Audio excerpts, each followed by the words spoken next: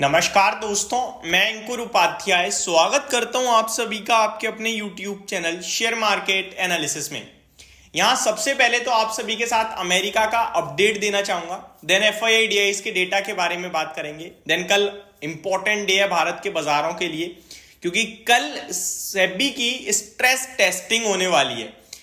Mutual funds से जो उन्होंने डेटा मांगा था वो सब आएगा और उस पर आंसर आ सकता है, जजमेंट आ सकता है, जिसकी वजह से सबसे बड़ा रीजन यही बताया जा रहा है जो कल बाजार में फॉल आया था उसका। तो अब कल समझ में आएगा कि भैया क्या है पूरा माजरा। अगर ये हकीकत में एक बबल है तो इसे फटना होगा, फिर तो बाजार में गिरावट होगी और भयंकर हो सकती है। लेकिन ऐसा नहीं है कि कल ही हो जाएगी या मंडे हो जाएगी। चीजें समझेंगे, चीजों को धीरे धीरे सामने लाया जाएगा और धीरे धीरे वो सेटल ऑफ हो जाएगा।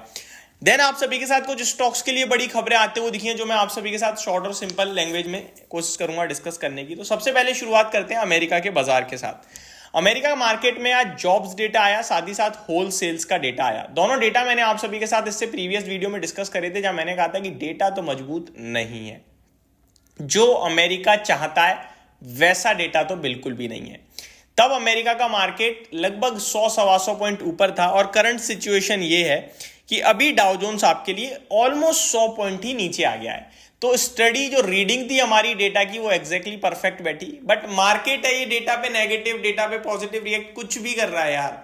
डेटा खराब है, बाजार ऊपर, पॉसिबल है। डेटा अच्छा है, बाजार नीचे, पॉसिबल है। सब हो रहा है आजकल के बाजार में। कल इतनी मारा मारी थी कि कोई ये नहीं सोच रहा था कि बाजार में रहना है नहीं रहना है, और आज इस तरीके का मार्केट था कि सब कह रहे हैं भाई साहब ये तो मौका छूट गया एक बड़ा वाला। तो मौका आपके लिए जल्दी दोबारा भी आ सकता है। पहले मैं आप सभी को अमेरिका के बाजार की बात करूं तो डाउ जोन्स 84 पॉइंट्स नीचे है, परसेंटेज टर्म्स में कुछ खास नहीं, 0.22% डाउन है केवल। नेस्डैक इंडेक्स शुरुआत में 1/3% ऊपर था, अभी फ्लैट टू नेगेटिव है, बस नेगेटिव में फिसल गया ये समझ लीजिए। S&P 500 बिल्कुल फ्लैट है, लेकिन रसल 2000 0.25% नीचे है, यानी कि वहां ब्रॉडर मार्केट में प्रॉब्लम है। रसल 2000 0.25% नीचे है। केवल इतना ही नहीं, अगर उनके विक्स पे नजर डालोगे आप तो 4.5% ऊपर दिखेगा आपको अमेरिका का विक्स, जो कि बिल्कुल भी अच्छे संकेत नहीं है। फियर फैक्टर दोबारा से डेवलप हो रहा है। आज बाजार में एक्सपायरी रिलेटेड चीजें भी थी। कल आपने नोटिस कराओ तो बैंक निफ्टी 3:15 तक नहीं टूटा था, उसके बाद हल्का फुल्का गिरा। बैंक निफ्टी पूरे दिन स्ट्रांग रहा, यानी कि ये कहानी है एक्सपायरी की, कि एक्सपायरी पे कमजोर नहीं हो रहा है इंडेक्स। बट आज अपने निफ्टी में भी मजबूती देगी। कल इंपॉर्टेंट डे होने वाला है क्योंकि सेबी की भी स्ट्रेस टेस्टिंग हो जाएगी और आपके लिए डेटा भी आएगा पूरा without any expiry. Market relate करेंगे बाइंग सेलिंग के दम पर। कोई भी short covering, long unwinding, call writer, put writer नहीं फंसाएगा बाजार में। जो भी होगा खरीद और बेच पे होगा। अगर FII के डेटा की बात करूं तो आज भी काफी बड़ा डेटा आया है FII की तरफ से। 21,170 करोड़ की सेलिंग हुई है, जिसके सामने 19,814 करोड़ की बाइंग है। तो नेट फिगर 1350 करोड़ की सेलिंग का आया है FII का। DII की बात करूं तो 10,589 करोड़ की इन्होंने खरीदारी करी, सेलिंग करी है। हाँ जी, 10,589 करोड़ की सेलिंग करी है एंड 10,729 करोड़ की बाइंग करी है। नेट फिगर आया 139 करोड़ की बाइंग का। तो नेट देखोगे तो DII 140 करोड़ का लेकर गए हैं और FII 1350 करोड़ की सेलिंग करके गए हैं। ये नेट फिगर है। बट इतना बड़ा काम क्यों कर रहे हैं FII, ज्यादा खरीद बेच कर रहे हैं, ये इंटरेस्टिंग है। अब आ जाता हूं आप सभी के लिए अगले टॉपिक, सेबी की स्ट्रेस टेस्टिंग। एक बार दोबारा रिमाइंड करा दूं हो क्या रहा है। सेबी चेयरपर्सन माधवा पुरी जी जो हैं वो ये कह रही हैं कि भाई साहब मार्केट में बबल क्रिएट हुआ है कहीं ना कहीं स्मॉल कैप और मिड कैप में। अगर गलती से मिड कैप या स्मॉल कैप फंड्स में रिडम्पशन आया, जैसे इक्विटी मार्केट में विड्रॉ होता है ना फंड, आप लोग शेयर बाजार से पैसा विड्रॉ करते हो शेयर्स बेचकर, वैसे म्यूचुअल फंड में रिडीम होता है। आप पैसा बैंक में मंगाते हो, रिडीम करते हो। तो इन केस म्यूचुअल फंड्स में बहुत सारे लोगों ने स्मॉल कैप और मिड कैप फंड लिए हुए हैं, उनमें रिडम्पशन आया तो क्या म्यूचुअल फंड अपने क्लाइंट्स को पैसा दे पाएंगे? देखो ऑब्वियस है पैसा तो दे देंगे, लेकिन कितने समय में? क्योंकि ऐसा तो है नहीं कि म्यूचुअल फंड अपनी जेब से देता है। फंड हाउस क्या करता है, वो शेयर्स को बेचता है।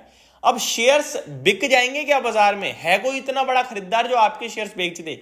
लेकिन सेबी का मानना और कहना पूरा गलत है। पता है क्यों? क्योंकि सेबी कह रहा है 25 से 50% रिडम्पशन आ गया, यानी कि जितने लोगों ने पैसा लगाया है उसमें 1/4 या फिर आधे लोग पैसा निकालने चले जाएं। बट मेरे को नहीं लगता कि भारत में इस समय ऐसी कोई सिचुएशन है जो इन्वेस्टर इतना ज्यादा डर जाएगा कि भाई मेरा पैसा दो, ये हाहाकार मच जाएगा।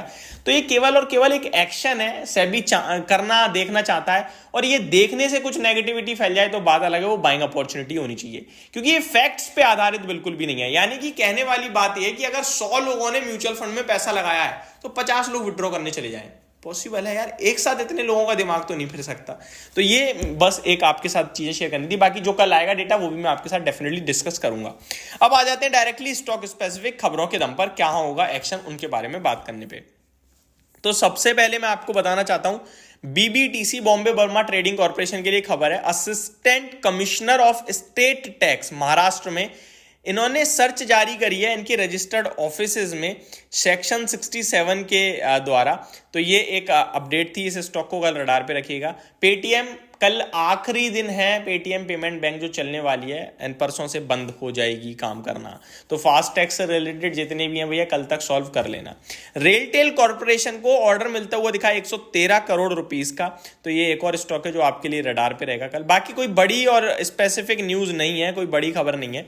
आज बाजार में आईटी स्टॉक्स भागे थे, आपने और हम सब ने नोटिस करा, जिसने बाजार को बड़ा सपोर्ट दिया है। लेकिन मैंने एक और चीज नोटिस करी जो मैं आपके साथ डिस्कस करना चाहता हूं, वो ये मेरे को किसी भी आईटी स्टॉक्स में ना हैवी वॉल्यूम नहीं मिली। हैवी वॉल्यूम्स, एवरेज वॉल्यूम के आसपास के ही वॉल्यूम्स थे। ऐसा नहीं था कि जो नॉर्मल वॉल्यूम उससे बहुत ज्यादा वॉल्यूम्स ट्रेड करे हैं।